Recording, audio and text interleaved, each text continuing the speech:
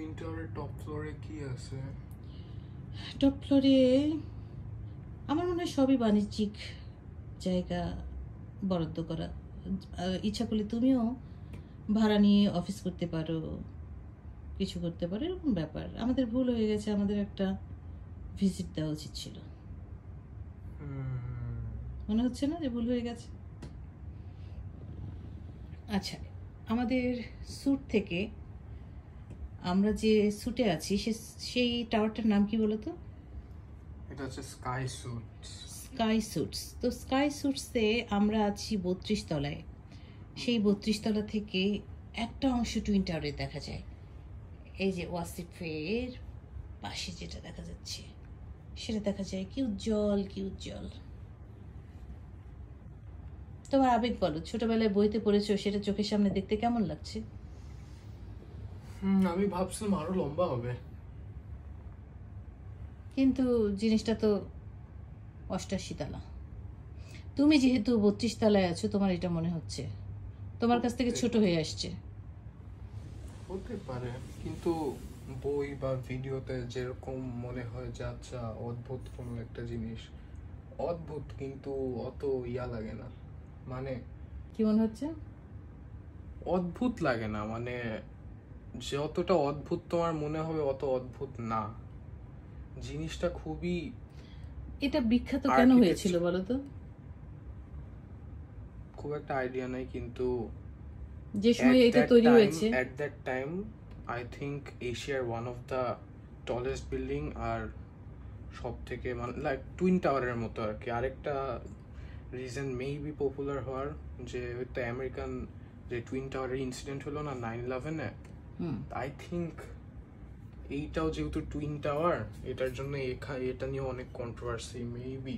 এটা পুরো বিল্ডিং দিয়ে সারাউন্ডেড। আমি ভাবছিলাম যে এটা একটা ওপেন প্লেস হবে আশপাশে। হ্যাঁ, যেমন আমরা যে টাওয়ারে আছি সেটার এই যে এই অংশটা দিয়ে এটা ঢেকে ফেলেছে। ওইখানে বিল্ডিং, এখানে বিল্ডিং, মানে পুরো কমার্শিয়াল এরিয়া।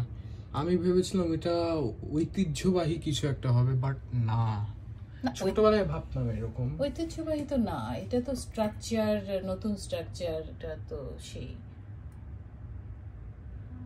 যেদিক যাওয়া যায় সেদিকে এই গোল ভাবটা টের পাওয়া যায়, এবং বহু দূর থেকে এটা মনে হচ্ছে না। দেখো, আমি একটু জুম করলাম, মনে হচ্ছে না যে পয়সাগুলো সাজিয়ে সাজিয়ে রাখলে যেরকম হয়, থুক থুক থুক থুক হয়, সেরকম পয়সা সাজানো, বিভিন্ন রকমের পয়সা, নিচেরটা বড়, এখানে ছোট ছোট ছোট পয়সা সাজালে এরকম হয় না?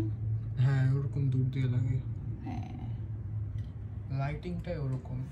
হ্যাঁ। তো তারপরেও মনে হয় না যে এত বইতে পড়েছি সেই জিনিসটা চোখের সামনে ভালো লাগছে, ভালো লাগার অনুভূতি কাজ করেনি একটু?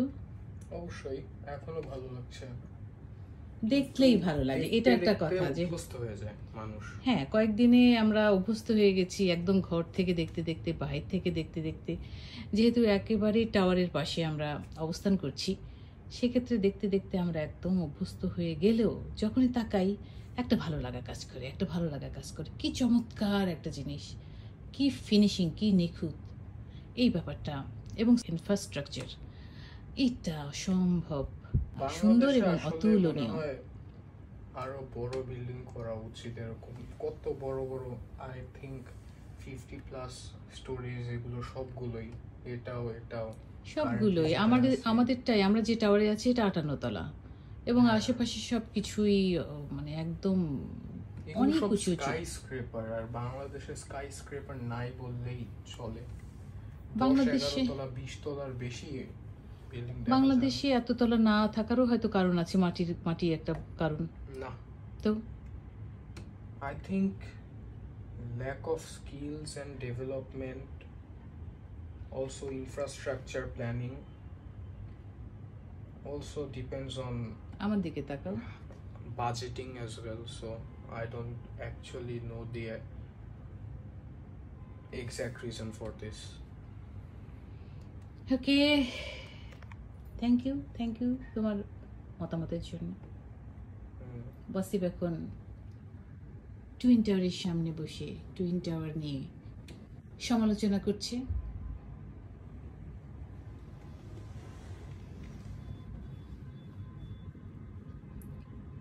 টুইন টাওয়ার নিয়ে যেমন সমালোচনা করছি ওয়াসিফ, সেরকম আমাদের দেশের অগ্রগতি নিয়েও সমালোচনা করছি, কেন আমাদের দেশে হচ্ছে না, তাই না?